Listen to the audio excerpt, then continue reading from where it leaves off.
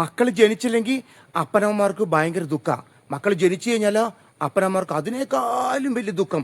ഞാൻ പറഞ്ഞു തന്നെ ചില പെങ്കൊച്ചുങ്ങളാട്ടോ 13 വയസ്സാകുമ്പോഴത്തേക്ക് ഇളക്കം തുടങ്ങി. ഞാൻ അറിയണ ഒരു പെങ്കൊച്ച് 18 ആകണേക്കാളും മുമ്പാട് ഇന്നലെ കണ്ട ചെറുക്കൻ്റെ പൊളിച്ചോടി പോയി. ഒരു മോളുള്ളൂ അപ്പനും അമ്മയ്ക്കും. അവരിത് കേട്ടിട്ട് അവർക്ക് ഷോക്ക് പോലെ വന്നിട്ട് അവർ ഹോസ്പിറ്റലിലാണ്. ഞാൻ പറഞ്ഞു ഇങ്ങനെ ഒളിച്ചോടി പോണ പെങ്കൊച്ചുങ്ങളിൽ 160% കൊച്ചുങ്ങൾക്ക് പരാജയമായിരിക്കും. കാരണം അപ്പനും അമ്മേനൊക്കെ വേദനിപ്പിച്ചിട്ട് പോകണ ഒരു കുഞ്ഞുങ്ങളും ഗുണം പിടിക്കില്ല. കാരണം അപ്പനും അമ്മ അത്രയ്ക്ക് കഷ്ടപ്പെട്ടാണ് ഈ മക്കളെ വളർത്തുന്നത്. നിങ്ങൾ മനസ്സിലാക്കേണ്ട ഒരു കാര്യമാണ്. അപ്പം അപ്പൻ്റെ അമ്മയുടെ മഹത്വം നിങ്ങളൊന്ന് മനസ്സിലാക്കണം. അപ്പനും അമ്മ അത്ര നിസാരക്കാരല്ല കേട്ടോ മക്കളെ. കാര്യം എനിക്ക് പറയാനുള്ള ഞങ്ങൾ ഈ അപ്പനും അമ്മമാർ ലോകത്തുള്ളവർ എന്ത് തെറ്റാണ് നിങ്ങളോട് ചെയ്തേ? നിങ്ങൾക്ക് ഞങ്ങൾ നല്ലൊരു ജന്മം നൽകി. നിങ്ങൾ ഈ മഹത്വമായ ഭൂമിയിട്ട് വന്ന്, ഈ ഭൂമിയാണ് സ്വർഗം. ഈ മഹത്വമായ ഭൂമിയിട്ട് വന്നിട്ട് ഈ പ്രകൃതിയെ സാക്ഷി നിർത്തി ഞങ്ങൾ അപ്പനമ്മമാരെ കഷ്ടപ്പാടും ദുരിതങ്ങളും സഹിച്ച് നിങ്ങൾ നന്നായിട്ട് വളർത്തി. നല്ല വസ്ത്രം, നല്ല ഭക്ഷണം, നല്ല പാർപ്പിടം, നല്ല വിദ്യാഭ്യാസം തന്നു. എന്നിട്ട് നിങ്ങൾ പപ്പം പൂടെ വെച്ച് കൊത്തി പറക്കാറായപ്പോൾ ഞങ്ങളിങ്ങനെ ഞാന്ന് കാണിച്ചിട്ട് നിങ്ങൾ ചില കോന്തന്മാരുടെ പൊളിച്ചു കൊടുപ്പോൾ നിങ്ങളുടെ ജീവിതം നശിച്ചില്ലേ? നിങ്ങളുടെ ജീവിതം നശിച്ചു. എനിക്ക് പറയാനുള്ളത് ഇപ്പം പല പെണ്ണുങ്ങളും ചെറുക്കന്മാരപ്പം ചാടിപ്പോന്നിപ്പുണ്ട്. അവരോട് എനിക്ക് പറയാനുള്ളത്, നിങ്ങളൊന്നാലോചിക്കുക. എൻ്റെ അപ്പനും അമ്മയും ഉണ്ടായിട്ടാണ് ഞാൻ ഈ മഹത്വമായ ഭൂമിയിൽ വന്നത്. എൻ്റെ എല്ലാ ദുഃഖങ്ങളിലും ദുരിതങ്ങളിലും താങ്ങും തണലും എൻ്റെ അപ്പനും അമ്മയാണ്.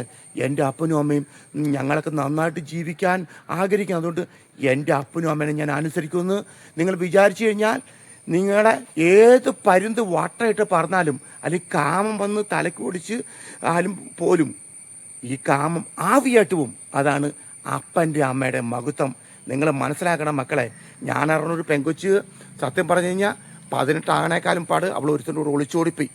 അപ്പോൾ അവൾക്കൊരു ചെറിയൊരു പരീക്ഷ കഴിഞ്ഞ് കഴിഞ്ഞാൽ നേരെ അവൾക്ക് ജയിച്ചു കഴിഞ്ഞാൽ അമേരിക്കയായിട്ട് പോകും. കാരണം ഇപ്പോൾ അപ്പൻ്റെ ചേട്ടൻ അമേരിക്കയിൽ സെറ്റിലാണ്, അവിടെ ജോലിയായി. അവളതൊക്കെ ധിക്കരിച്ചിട്ട് ആ ചെറുക്കൻ്റെ കൂടെ ഒളിച്ചോടിപ്പോയി. കഴിഞ്ഞ ദിവസം ഞാൻ എടപ്പള്ളി പള്ളിയുടെ ഫ്രണ്ടിൽ വെച്ച് ഇവിടെ കണ്ടപ്പോൾ ഇവിടെ പൊട്ടിക്കരയും. ചേട്ടാ ജീവിതം നരകത്തിലായി പോയി ചേട്ടാ. ആദ്യമേയൊക്കെ എൻ്റെ കെട്ടിന് സ്നേഹമായിരുന്നു. കൊച്ചായപ്പോൾ ഇടിയും ബഹളവും പട്ടിണിയും ദുരിതമായിട്ട് അവന് ഇട്ടിട്ട് ഞാൻ പോയി വേറെ സ്ഥലത്ത് പോയി കുറേ നാൾ ജോലി ചെയ്തു കൊച്ചായിട്ട്. അത് കഴിഞ്ഞപ്പോൾ വീണ്ടും ഒരുത്തിന് എൻ്റെ കൂടെ കൂടി അവന് ഇതേപോലെ തന്നെ ഇടിയും ബഹളമായി. അപ്പോഴാണ് എനിക്ക് ബുദ്ധി വന്നേട്ടാ. ഇല വന്ന് മുള്ളിട്ട് വീണാലും മുള്ളു വന്ന് ഇലയിട്ട് വീണാലും ഇലയ്ക്കാണ് കേട്. അതുകൊണ്ട് ഈ സിറ്റിക്കകത്ത് പല സിറ്റിക്കകത്തും ഇതേപോലെ കുറേ പെണ്ണുങ്ങൾ കുടുങ്ങിക്കിടപ്പുണ്ട് ചേട്ടാ. അതുകൊണ്ട് ആരും അപ്പനും അമ്മേനെ ധിക്കരിച്ചിട്ട് ഒരിക്കലും ചെറുക്കന്മാരോട് ഓടിപ്പോരുത് ചേട്ടാ. ചേട്ടന് ഈ ലോകത്തെ അറിയിച്ചോളാൻ, ചേട്ടന് ഈ ലോകത്തെ അറിയിക്കണം, ആരും പോകരുത് ചേട്ടാന്ന്. പക്ഷേ ഞാൻ ലോകത്തേക്ക് അറിയിക്കേണ്ട മക്കളെ. എന്നിട്ട് ഈ പെങ്കൊച്ചുങ്ങളൊക്കെ കണ്ടാലും കൊണ്ടാലും പഠിച്ചാലും വീണ്ടും വീണ്ടും ഇവർ ചില കാമുകന്മാരൊപ്പം ഒളിച്ചോടിപ്പോണു. ഇതെന്തായിരിക്കും ഇങ്ങനെ?